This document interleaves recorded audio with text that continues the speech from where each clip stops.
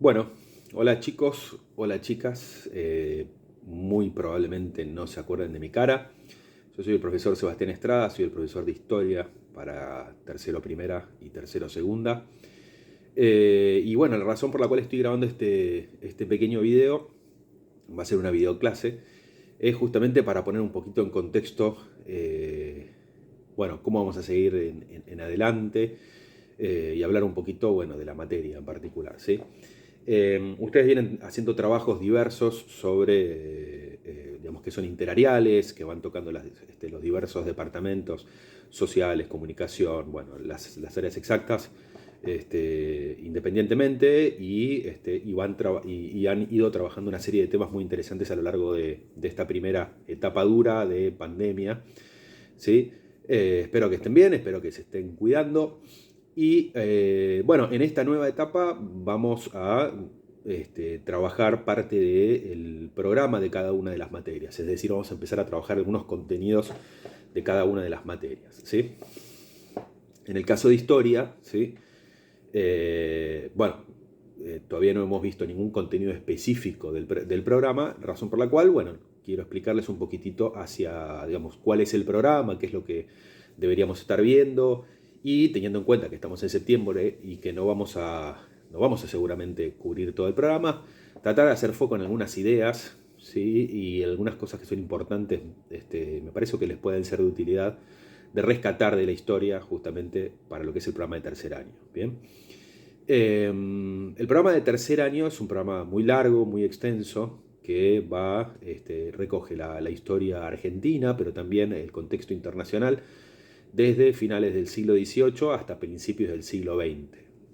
¿Sí? Idealmente son unos 150 años, aproximadamente 140 años, que deberíamos abarcar. Eh, y el grueso, ¿sí?, de la materia y del programa de historia para lo que es tercer año es el siglo XIX. Fines del siglo XVIII y el siglo XIX, ¿no?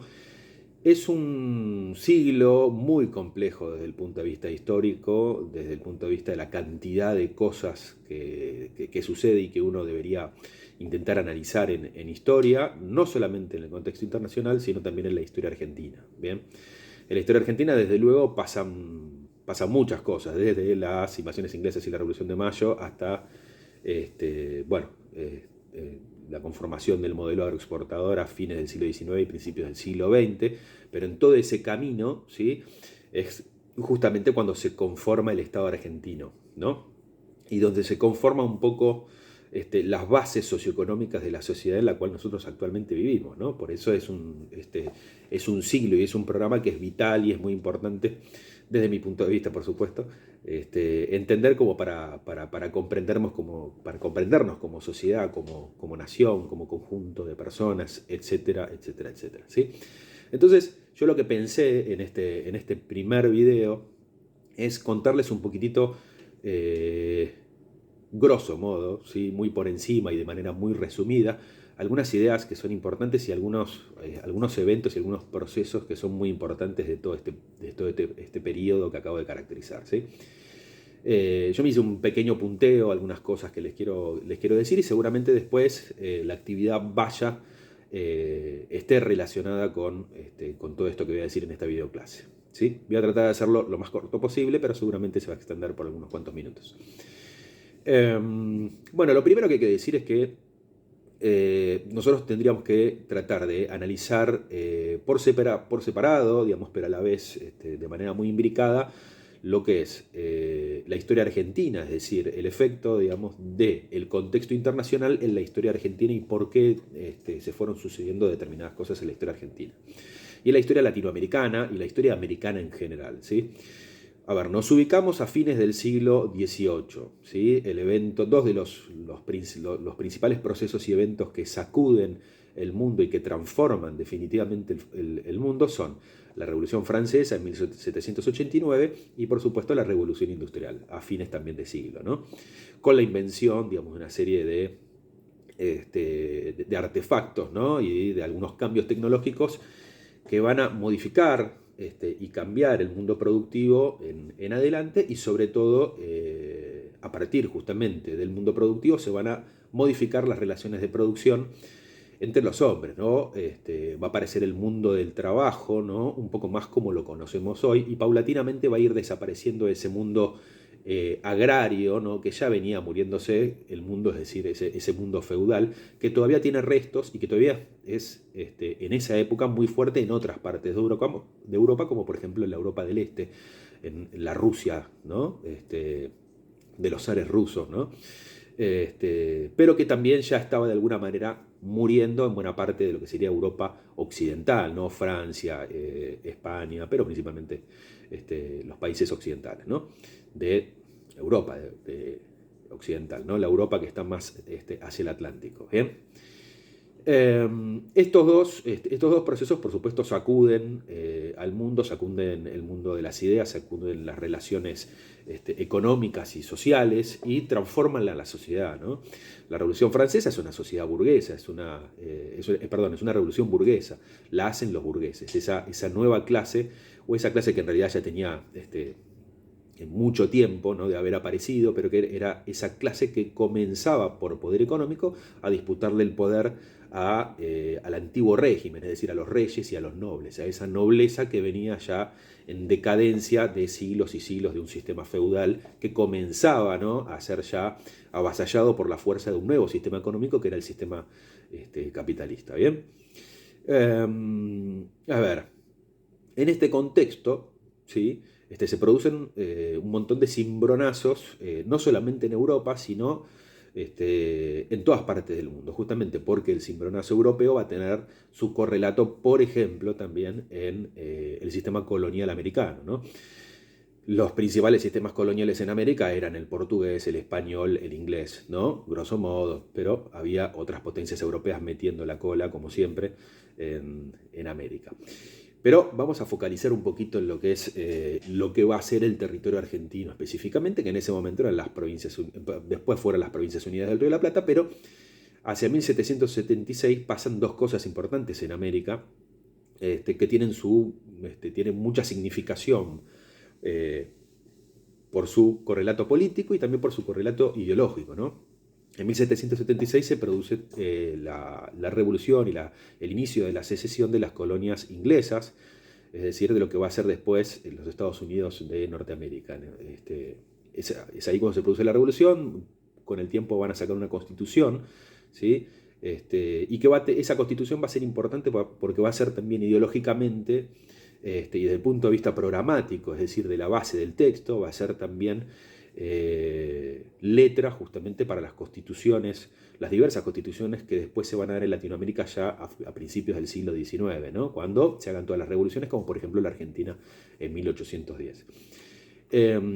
Esta revolución, al igual justamente que la Revolución Francesa, que ocurre unos años después, en 1789, vienen también acompañadas por todo un ideario que seguramente ustedes habrán sentido nombrar o habrán estudiado a fines del año pasado, que es justamente el ideario iluminista, ¿no?, el de la Ilustración, ¿no?, donde aparecen figuras como por ejemplo Rousseau, que más tarde por ejemplo nuestro Mariano Moreno traduciría al español, pero que tenían que ver justamente con esa fuerza de ideas liberales que de alguna manera venía empujando la burguesía desde atrás justamente y que tenía que ver justamente con la igualdad, con la fraternidad, por supuesto desde un punto de vista muy en ciernes todavía, muy idílico, pero que ya comenzaba a generar algunos cambios en buena parte del pensamiento, ¿no?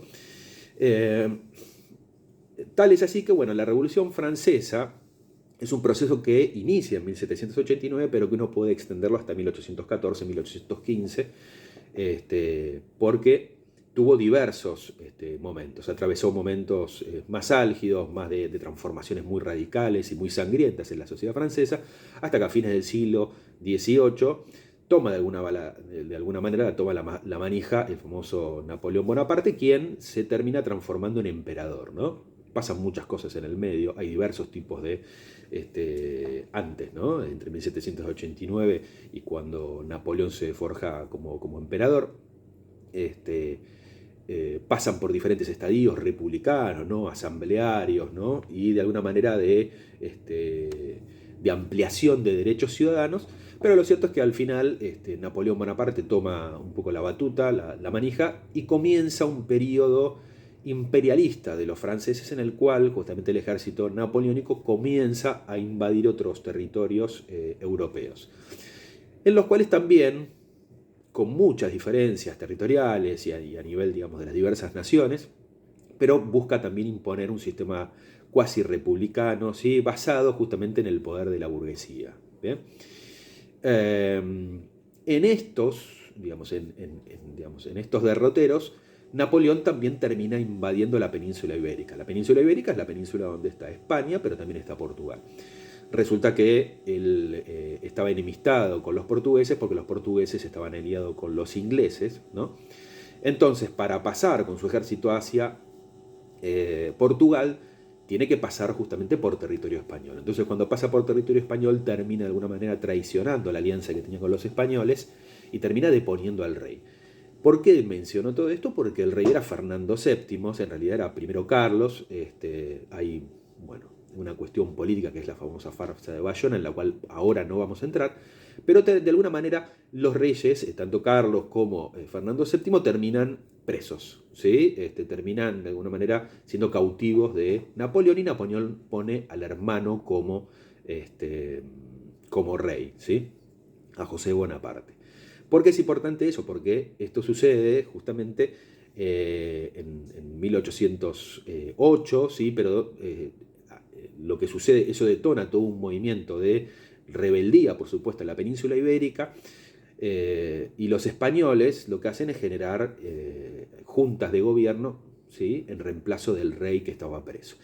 ¿Qué es lo que termina sucediendo? Digamos que en 1810 cae esa junta que habían formado los españoles y se produce, digamos, como una explosión, un desconocimiento de la autoridad del Consejo de Regencia, que era lo que había quedado después de la Junta, ¿sí? Es medio complicado como lo estoy explicando, pero lo que quiero decir es que gracias justamente, o merced a que Napoleón invade y pone preso al rey justamente español, que era el rey que mandaba todas las colonias americanas, estamos hablando de todos los virreinatos en México, Nueva Granada, y el virreinato del Río de la Plata, que es la otra cosa que quería mencionar, que también se forma en 1776, es decir, en el mismo año de la revolución de las colonias inglesas, ¿no?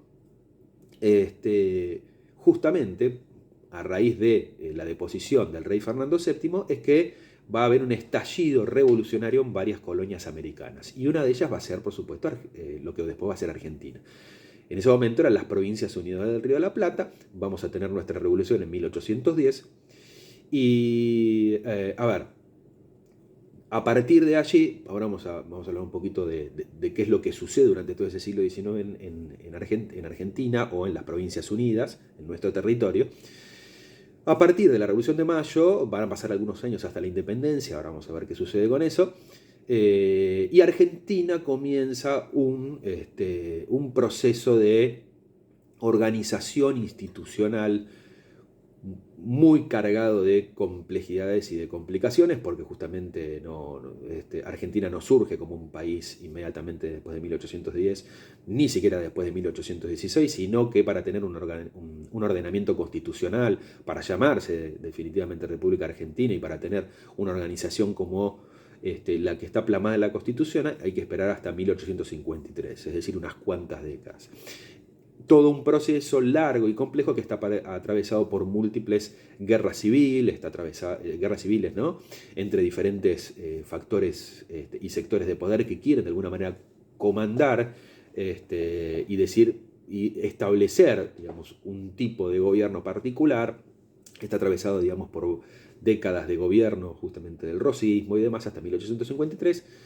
Y después también, digamos, a partir de ahí, del ordenamiento constitucional, también pasan varias décadas en el cual el país comienza a organizarse institucionalmente, ¿sí? Todo esto que les estoy contando es justamente lo que nosotros tendríamos que analizar en historia durante el tercer año, ¿no? Es, como podrán suponer, es es un siglo, digamos, que está muy cargado de información y de hechos y de cosas que están muy complejamente imbricadas y que habría que, bueno, tratar de analizar, ¿sí? Pero para dar un poquito más de contexto a esto y sobre todo a lo que pasa en las colonias americanas, hay que hablar un poquito del fin de alguna manera, de la aventura napoleónica, vamos a ponerlo, ¿no? Napoleón es derrotado primero en 1814, después vuelve y es definitivamente derrotado en 1815, ¿sí? Cuando es derrotado, Argentina ya había, es decir, las provincias unidas del Río de la Plata ya habían, es decir, en el Río de la Plata y en el resto del ex territorio del Virreinato del Río de la Plata, ya había habido una rebelión y estábamos en medio, digamos, de las luchas independentistas contra los ejércitos españoles que estaban localizados en América, ¿no? Pero mientras tanto, sucede, digamos, que Napoleón pierde, ¿sí? La batalla y se retira definitivamente de la escena política y se produce en Europa un proceso que es conocido como la restauración monárquica, justamente que son todas esas monarquías de las diferentes potencias europeas que una vez que vencen a Napoleón y que una vez que fue vencido quieren volver al poder. Y quieren volver a tener el poder de la misma manera que lo tenían a mediados del siglo XVIII, del siglo anterior, es decir, donde el rey era absolutista, donde tenía todo el poder, digamos, sobre el pueblo y donde había digamos, la realidad es que muy poca apertura hacia los derechos ciudadanos, ¿no? Entonces hay que entender esto para comprender justamente que cuando los reyes vuelven con el cuchillo de la venganza entre los dientes y quieren volver a tomar el poder. Fernando VII vuelve al poder, de hecho, y es ahí cuando también recrudece un poco las luchas independentistas en América, pero que ya de alguna manera estaban en un cierto estadio y en un cierto avance, en el cual todavía la suerte estaba justamente por definirse. En el medio de eso, de esa restauración monárquica, ¿sí? 1815-1816, nosotros, las Provincias Unidas del Río de la Plata, declaran la independencia, ¿no? Ese 9 de julio de 1816. Así como eh, eh, tantas otras naciones justamente latinoamericanas lo hacen. En esta época es cuando nosotros podemos advertir ahí, digamos, a San Martín y a Bolívar justamente haciendo de la suya justamente para lograr la independencia de América, sobre todo de la América Latina y de la América Española principalmente, ¿no? Porque después estaba el Brasil con el Imperio, que tiene su propia historia, es bastante compleja por su lado. La América Española se va a terminar de secesionar a mediados a mediados de la década del 20, ¿sí? Cuando acá ya en nuestro territorio pasaban otras tantas cosas en la década del 20, ¿bien?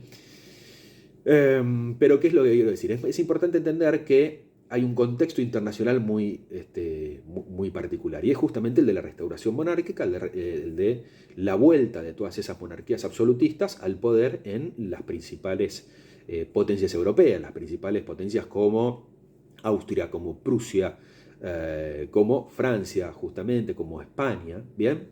Eso se produce en 1815 y hay dos hitos que hay que mencionar en este caso, que tienen que ver justamente con cómo estas naciones buscan organizarse para volver a restablecer el orden de cosas, el orden monárquico y el orden nobiliario, de alguna manera, de los nobles, ¿no? Tal y como ellos lo querían, ¿no? Entonces se produce, digamos, una organización de naciones que se da en el Congreso de Viena.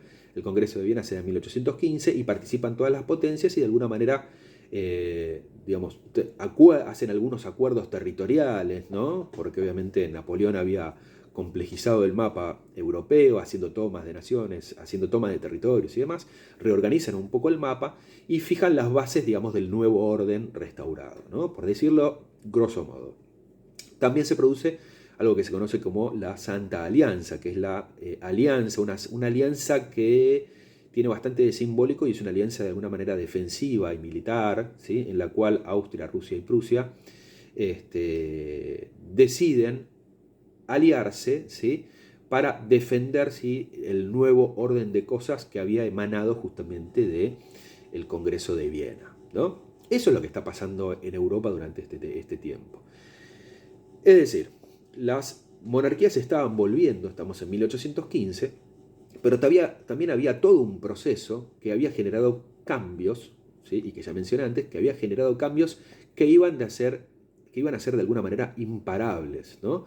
Y que son esos cambios que tienen que ver con esa clase capitalista por excelencia que es la burguesía, ¿no? En 1789 se produce la Revolución Francesa, que es una revolución burguesa que busca justamente ampliación de derechos y más que nada busca disputarle los espacios de poder a los nobles, ¿no? A los reyes, a los príncipes, a los condes, esos que tenían títulos de nobleza y que tenían todo el poder económico justamente, o todo el poder político basado en un poder económico que ya estaba siendo disputado justamente por los comerciantes y los que producían cosas, que eran los burgueses. ¿Bien? Tal es así que ese movimiento de la Revolución Francesa y de la Revolución Industrial iba a ser indetenible, iba a ser imparable. Entonces, a pesar de que las monarquías querían restablecer el orden de cosas anterior, lo que se conoce como el antiguo régimen, ese movimiento ya iba a ser imparable. Tal es así que se producen nuevas revoluciones en Europa, que son las conocidas como revoluciones liberales. Son revoluciones, sobre todo las dos primeras, típicamente burguesas, ¿sí? Pero donde comienza a haber toda una efervescencia y una intrusión de movimientos ideológicos nuevos y que estaban cobrando mucha fuerza. Entonces, tenemos revoluciones, hay tres oleadas revolucionarias importantes, las conocidas como las revoluciones liberales, que son en 1820, 1830 y una muy fuerte y muy importante en 1848, que termina de alguna manera de definir cómo va a ser el nuevo espacio de disputa de poderes, ¿no? Estas revoluciones liberales son revoluciones burguesas, básicamente, en las cuales la burguesía lo que quiere es de vuelta, ¿no? Volver a ganar poder, volver a disputar el poder.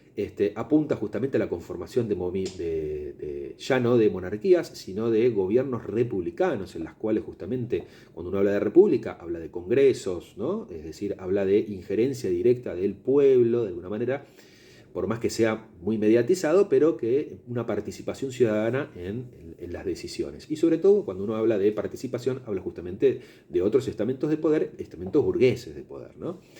Entonces, se producen estas revoluciones que también están motorizadas por otras cuestiones ideológicas, como por ejemplo que en el siglo XIX es cuando comienzan a consolidarse, a cristalizar mucho los nacionalismos. Esta idea de que ya el mapa europeo digamos, comienza a ordenarse, pero hay de alguna manera identidades, vamos a ponerlo así, esos son los nacionalismos, de alguna manera identidades que comienzan a cobrar mucha fuerza, como no sé, en Grecia, por ejemplo, el nacionalismo griego, pero también los prusianos, los franceses y demás ya comienzan a tener una identificación importante, no solamente territorial, sino estatal y por supuesto en lo que tiene que ver con su cultura. Esos son movimientos ideológicos que también acompañan estos movimientos de cambios socioeconómicos y sociopolíticos que venían de la Revolución Francesa y que son burgueses, ¿no?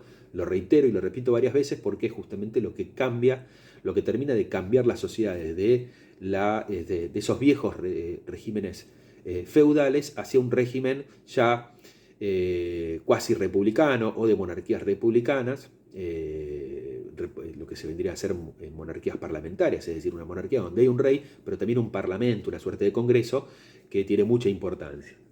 Cosa que ya había sucedido a 100 años antes, por ejemplo, en Inglaterra, ¿no? Pero no nos vamos a meter en eso porque es un lío.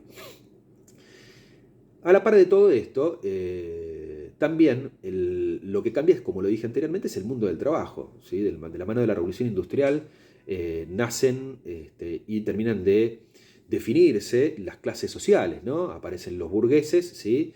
Como aquellos que tienen los medios de producción y son los que de alguna manera alquilan la fuerza de trabajo de los trabajadores, ¿no? Entonces comienza a definirse justamente esa nueva sociedad en la cual hay un mundo del trabajo en las cuales hay quienes tienen los medios de producción y quienes trabajan para esos que tienen los medios productivos, que son los proletarios, ¿no? De alguna manera, es esta visión, esta división de clases la que después va a fraguar de alguna manera, quiero decir, pero que va a terminar de dar forma el marxismo con el socialismo científico, ¿no? El socialismo es una de varias justamente concepciones ideológicas fuertes que se dan en el siglo XIX. Y si tenemos que pensar en otros grandes cuerpos de ideas y de ideologías, vamos a también tener que hablar, por ejemplo, de el romanticismo, que fue de alguna manera un movimiento cultural, que es literario, que es también de pensamiento y que es artístico, y de otros conjuntos de ideas, ¿sí?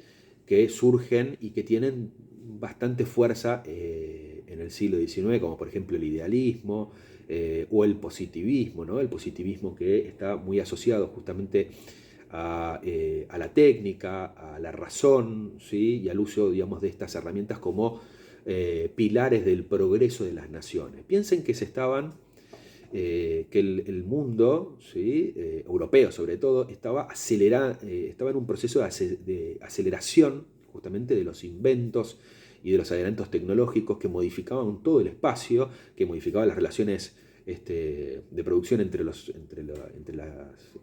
elementos sociales, entre las clases. Era una permanente ebullición. Y a la par de eso también se producía digamos, una explosión justamente de ese mundo europeo hacia el exterior, ¿sí? Que va a tomar una forma imperialista, es decir, todas estas naciones europeas de las que estoy hablando habían sido típicamente imperialistas.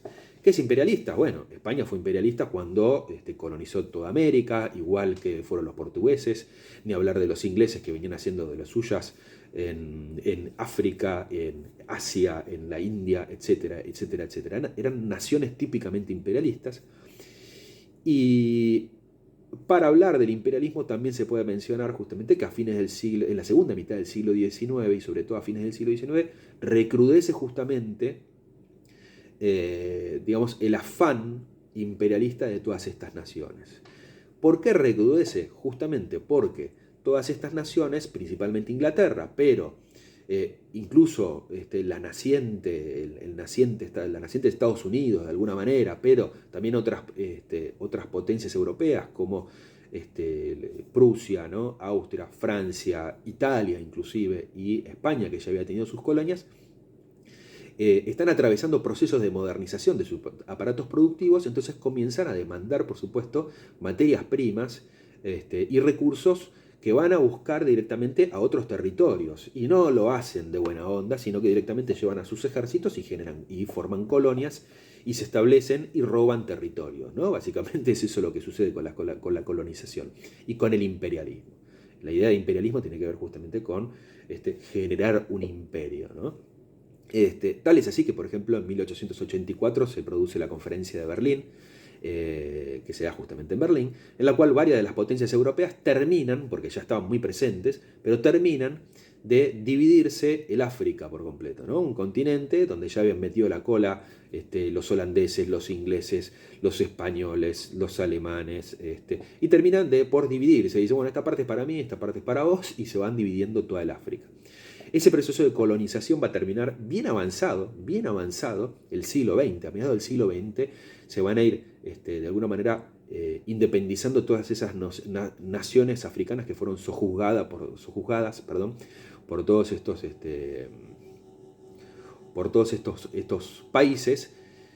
Que bueno, cuando uno piensa en la riqueza que estos países tienen hoy, tiene que también acordarse justamente de todo lo que hicieron justamente en este momento imperialista, ¿no? Y de cuánta sangre tuvo que correr para que ellos pudiesen obtener los recursos económicos que hoy justamente, o que formaron las bases justamente de un sistema económico y productivo que hoy les da el bienestar a esos europeos y que no se les da, por supuesto, a naciones como la nuestra, sí, pero sobre todo a países incluso más pobres que el nuestro, ¿no? Como los africanos. Bien.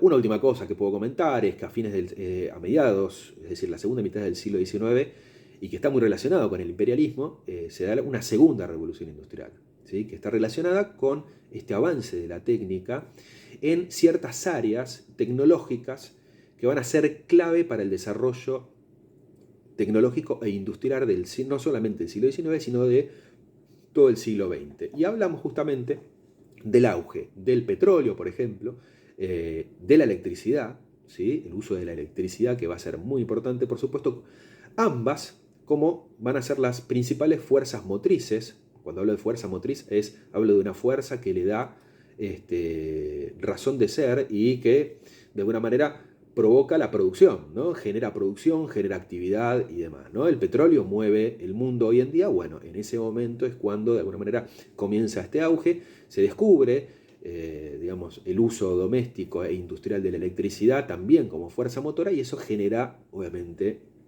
una explosión de adelantos tecnológicos en múltiples áreas. Pero también se da, por ejemplo, en el área, en el aspecto de la química, ¿no?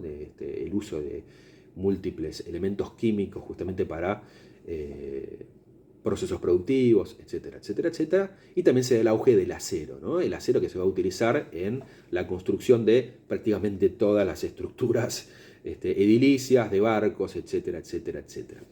Este es el siglo XIX, es un siglo muy complejo en el cual también está esta naciente Argentina, ¿sí? Que va a atravesar un proceso también muy complejo, digamos, de organización republicana, y que bueno, es que también lo que vamos a tratar de analizar y de estudiar en estos pocos encuentros que nos queden de este año.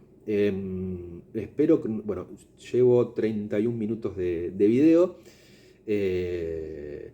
Vamos a trabajar un poquito con todo esto que estoy diciendo, vamos a hacer alguna actividad, para esto lo grabé justamente, pero sí me parecía importante darles un pantallazo grande de qué es lo que vamos a hablar en historia y qué es lo que tendríamos que haber estado si hubiésemos estado en un contexto normal de presencialidad en historia en tercer año. Así que bueno, espero no haberlos y haberlas aburrido mucho, ¿sí?